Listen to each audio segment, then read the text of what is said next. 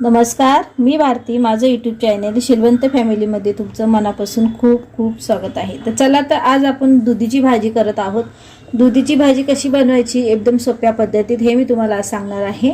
तर आपण इथे घेतलेली आहे मुगाची डाळ, आणि मुगाची डाळ ही आपल्याला 10 ते 15 मिनिटं पाण्यामध्ये भिजवायची आहे आणि 2-3 पाण्यामध्ये धुवून घ्यायची आहे. आणि आपण दुधी जी घेतलेली आहे तिची पूर्ण अशी साल काढून घेऊया सर्वात पहिला, आणि चांगली कापून घेऊया. पूर्ण साल काढून घेतलेली आहे आणि तिला आता छान असं कटिंग करून घेऊया. हे बघा, अशी बारीक आपल्याला चिरून घ्यायची आहे. असे बारीक बारीक तुकडे करायचे आहेत बघा असे. आणि लगेचच आपल्याला हिला अशी पाणी आहे इथे त्या पाण्यामध्ये घालायची आहे. आणखी पाण्यात घातली नाही तर ती काळी पडते.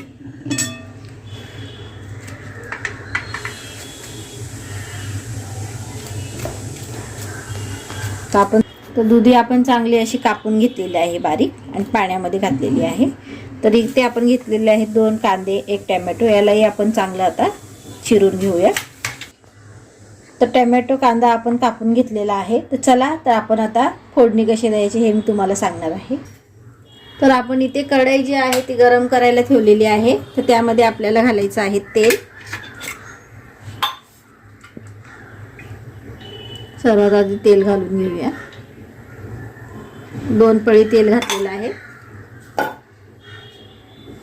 तेल गरम होऊ द्या.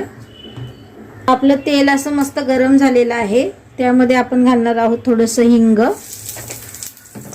त्यानंतर आपल्याला यामध्ये घालायचे आहे मोहरी आणि थोडंसं जिरे. त्यानंतर येणार आहे आपला अद्रक आणि लसणाची पेस्ट. आता आपण कांदा घालून घेऊया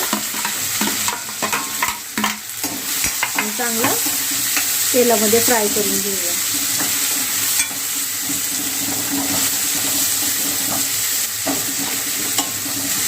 चांगला कलर येईपर्यंत आपल्याला फ्राय करायचा आहे. तर हे बघा, आपला कांदा कसा फ्राय झालेला आहे. तर डाळीचं जे आपण पाणी भिजायला ठेवलं होतं ते पाणी गाळून घेतलेलं आहे. ही डाळ आपण यामध्ये घालूया आणि चांगली हिलाही आपण तेलात चांगली फ्राय करून घेऊया. आलं लसणामुळे एवढा वास एवढा छान येते, सुगंध.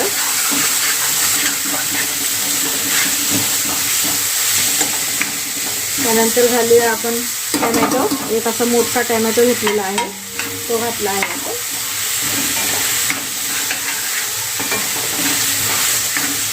तर बघा, इकडे मी घेतलेले आहेत मसाले. हळद घेतलेली आहे 1 चम्मच, 2 चम्मच मसाला घेतलेला आहे लाल तिखट. त्यानंतर इथे मी गरम मसाला घेतलेला आहे, धण्याची पावडर आणि जिऱ्याची पावडर आणि मीठ घेतलेलं आहे. चला, ते आपण यामध्ये घालूया आणि चांगलं असं एकजीव करून घेऊया.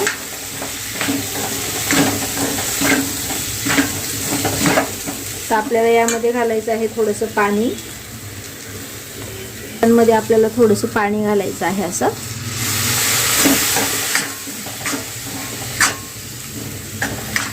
आणि असे चांगले एकजीव करून घ्या. आता यामध्ये आपल्याला घालायची आहे भाजी, जी आपण इथे कटिंग करून ठेवलेली.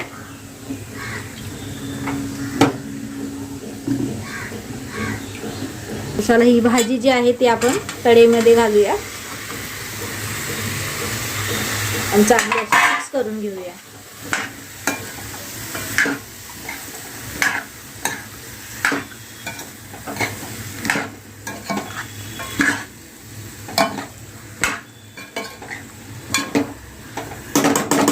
आता आपल्याला काय करायचंय, 2 मिनिटं झाकण ठेवायचं आहे. तर चला बघूया, आपण परत तिला असं हलवून घेऊया. आणि त्यानंतर आपल्याला यामध्ये घालायचं आहे पाणी.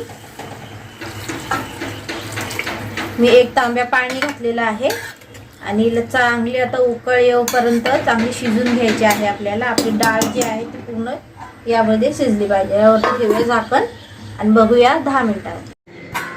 चला आता आपली भाजी जी आहे ती चांगली आहे बघा, झालेली आहे आणि एवढी छान दिसते आणि खायला पण एकदम सुंदर लागते.